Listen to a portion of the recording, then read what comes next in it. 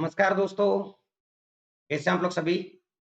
मैं डॉक्टर दुर्गेश मालवी, हिंदवी इंदौर पर आपका बहुत-बहुत दोस्तों, इससे पहले हमने व्यंजन संधि से संबंधित लगभग 6 नियमों की चर्चा अन्य वीडियो में की है।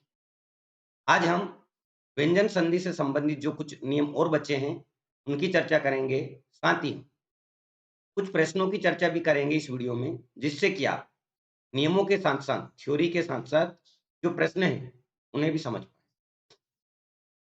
बीच में स्वास्थ्य खराब हो जाने के कारण कुछ वीडियो हम लगातार 7 दिनों से नहीं डाल पाए, लेकिन अब कंटिन्यू आपके वीडियो डलेंगे। तो देखते हैं व्यंजन संधि से संबंधित अगला नियम।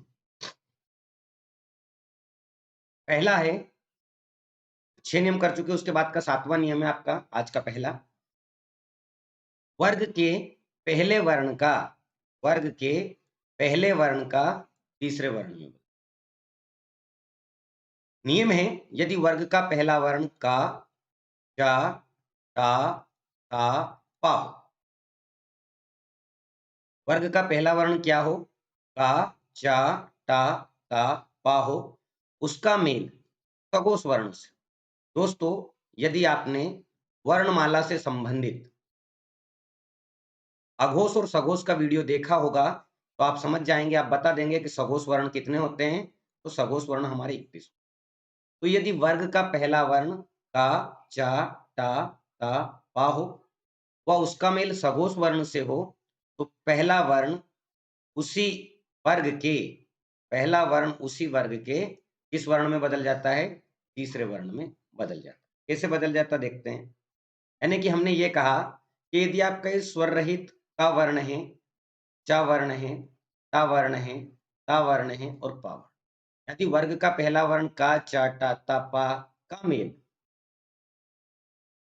सघोष वर्ण से हो, तो इस सघोष वर्ण से होने के कारण आपका इसी वर्ग का जो तीसरा वर्ण होगा, अर्थात का वर्ण जो है का में बदल जाएगा, स्वर रहित।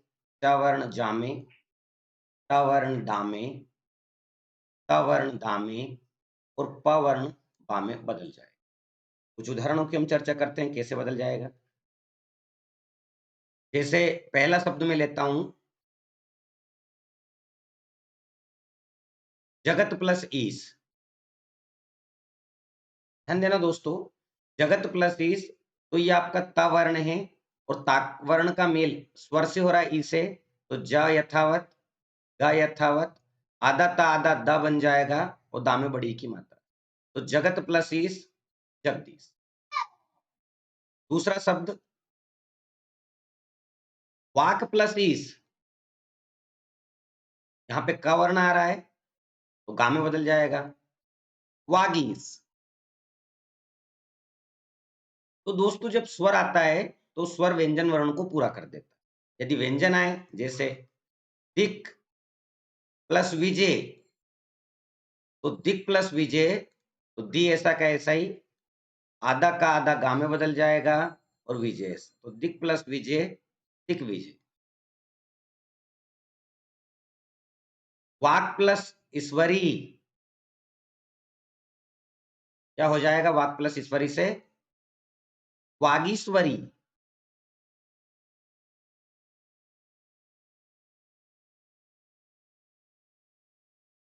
अच प्लस अंत, जा से मेल हो रहा है तो काय में बदल जाएगा, जा में। अजंत,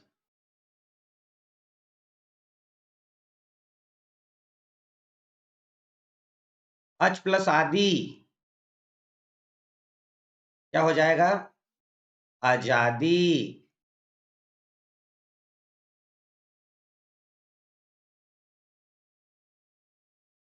सट प्लस आनंद, क्या हो जाएगा? सड़ानंद। सट प्लस ऋतु, क्या हो जाएगा? आदट्टा, री से मिल रहा है, ठीक है। सड़,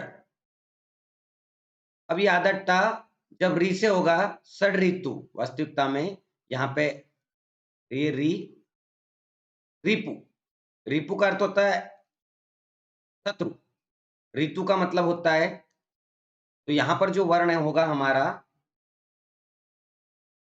षड्रिपु।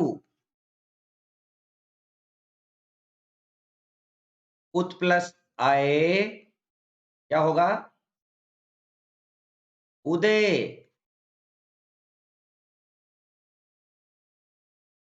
अप प्लस ज क्या होगा? अब्ज। तो दोस्तों पहले वर्ण का मेल यानी कि का, चा, टा, ता, पा का मेल यदि सघोष वर्ण से होता, आप सघोष वर्ण आप देख सकते हैं। स्वर हमारे जो 11 होते हैं, ये 11 स्वर हमारे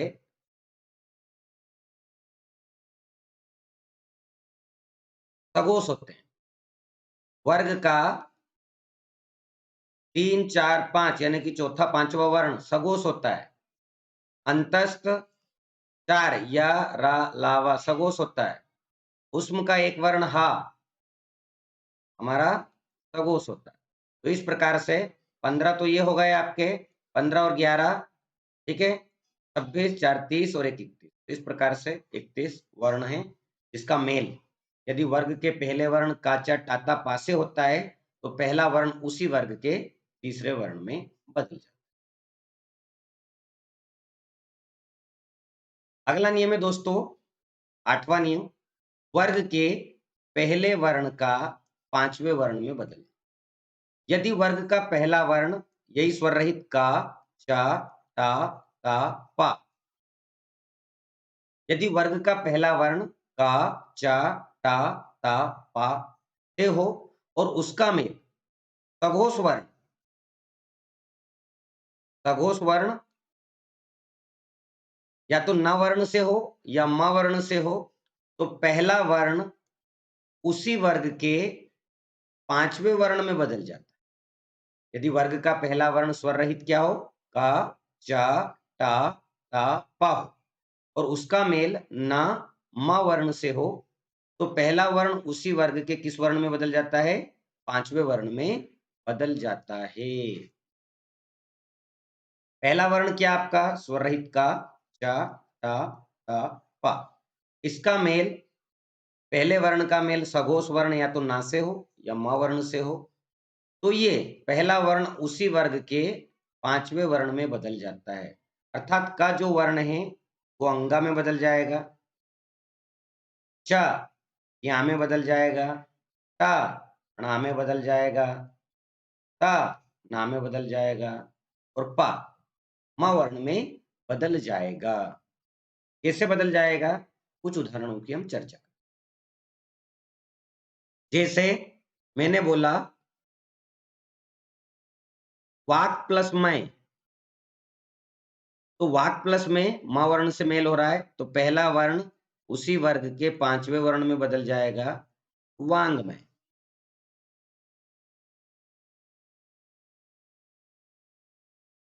अच प्लस नास, ना वर्ण है, दो ही वर्ण आएंगे या तो ना या म। अन्नास,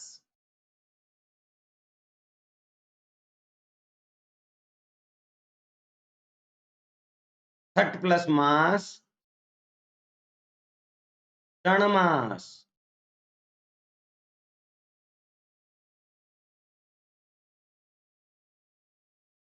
मृत प्लस मैं,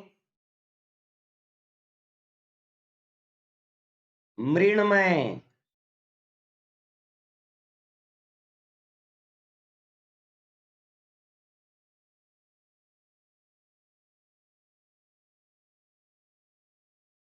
उत प्लस नति, उन्नति।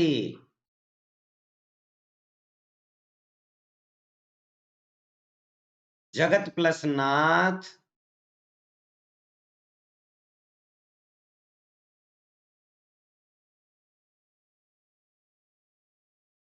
जगन्नाथ।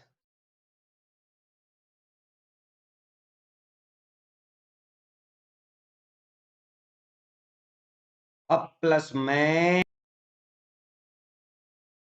अम्मे। तो इस प्रकार से दोस्तों पहला वर्ण उसी वर्ग के 5वें वर्ण में बदल रहा है। सत प्लस नारी, सच्ची नारी, सन्नारी। तो पहला वर्ण उसी वर्ग के 5वें वर्ण में बदल जाता है, लेकिन कब बदलता है? जब पीछे सघोष वर्ण या तो ना हो या म। 9वां नियम मां संबंधी नियम है दोस्तों। यदि का से लेकर स्रा तक के, अब आपको पता होगा का से लेकर स्रा तक के हमारे कितने वर्ण होते हैं दोस्तों? तो आप सभी को जानकारी है कि जो शुद्ध व्यंजन है हमारे वो 33 होते हैं और संयुक्त व्यंजन हमारे 4 होते हैं। तो इस प्रकार से 33 व्यंजन हमने बोले। यदि का यानी स्वर रहित का है, यदि का से लेकर स्रा तक के 33 व्यंजनों का, या फिर मैं कहूं कि व्यंजनों का मेल स्वर रहित म वर्ण से होता है, तो स्वर रहित म वर्ण, स्वर रहित म वर्ण का मतलब म वर्ण जो है वो कैसा होगा? आधा होगा। तो यदि का से लेकर स्रा तक के 33 व्यंजनों का मेल स्वर रहित मां वर्ण से होता है, तो स्वर रहित मां वर्ण अनुस्वार में, अनुस्वार बोले तो बिंदु, अनुस्वार में यानी बिंदु में बदल जाता है। कैसे बदल जाता है देखते हैं। पहला उदाहरण है सम प्लस कल। क्या होगा? ये आधा माह है, अनुस्वार में बदल जाएगा संकल्प। सम प्लस 4 क्या होगा दोस्तों? संचार। कम प्लस गति क्या होगा? संगति। सम प्लस 89 क्या होगा? सन्यासी। और दोस्तों ये जो सन्यासी शब्द है ये वर्तनी शुद्धि में भी पूछा जाता है, यानी कि इसमें अनुस्वार भी लगेगा और आधा नावर्ण भी लगेगा। सम प्लस भाग, संभाग। अहम प्लस कार, अहंकार। अलम प्लस कार,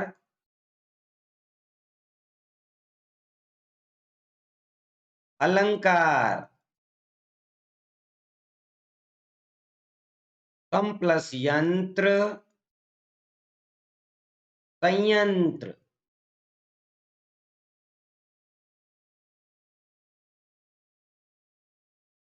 सम प्लस धी, संधि। तो इस प्रकार से दोस्तों ये हमने मां संबंधी कुछ उदाहरणों की चर्चा की। सम प्लस योग, संयोग।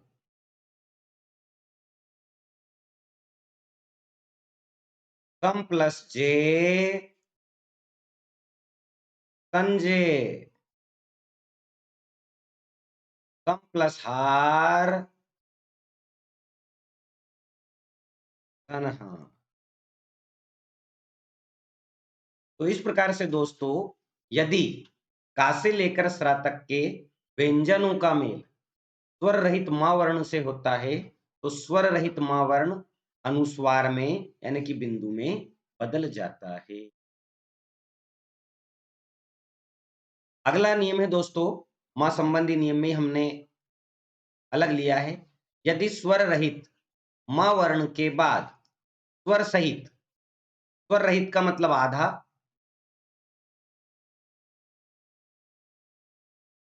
और स्वर सहित का मतलब पूरा।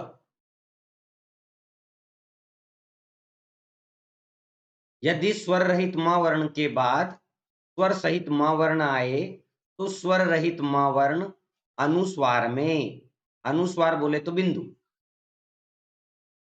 अनुस्वार में नहीं बदलता। कैसे नहीं बदलता देखते हैं दोस्तों। जैसे सम प्लस मान, तो स्वर रहित माँ वर्ण है, स्वर सहित माँ वर्ण है, तो स्वर रहित माँ वर्ण यानी कि आधा माँ यथावत रहेगा सम्मान।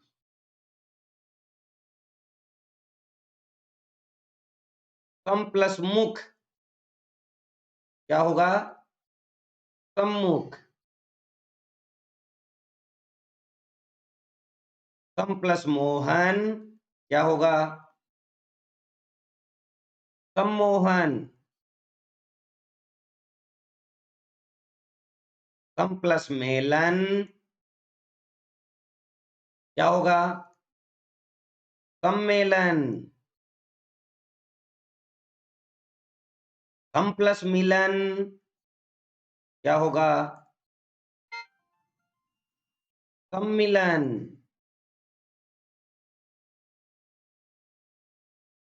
तो दोस्तों इस प्रकार से यदि हम देखें तो स्वर रहित माँ वर्ण का मेल स्वर सहित माँ वर्ण से होता है, तो स्वर रहित माँ वर्ण अनुस्वार में नहीं बदल रहा है। सम प्लस मुखी सम्मुखी।